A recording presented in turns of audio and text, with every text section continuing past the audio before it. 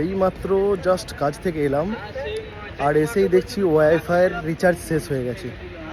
তো আমি এখন যাচ্ছি ওয়াইফাই রিচার্জ করতে। আর এখানে ওয়াইফাইটা আমাদের পুরো সেফ জোনটার একটাই ওয়াইফাই, তো সবাই মিলে গিয়ে রিচার্জ করতে হয়।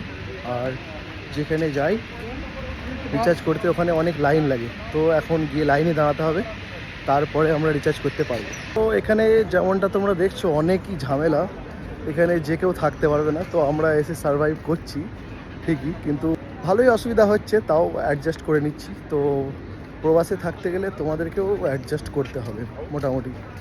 ওই যে দেখো কত লাইন পড়েছে। তো ফাইনালি ওয়াইফাই মেরে এখন চলে এলাম, এখন রুমে যাব, একটু ফোনটা ঘাঁটবো। এবার এতক্ষণ নেট ছিল না, তো অনেক লাইন পড়েছিল আর অনেক সময় লেগে গেল। এবার যাচ্ছি, চলো দেখা হবে পরের ভিডিওতে, বাই।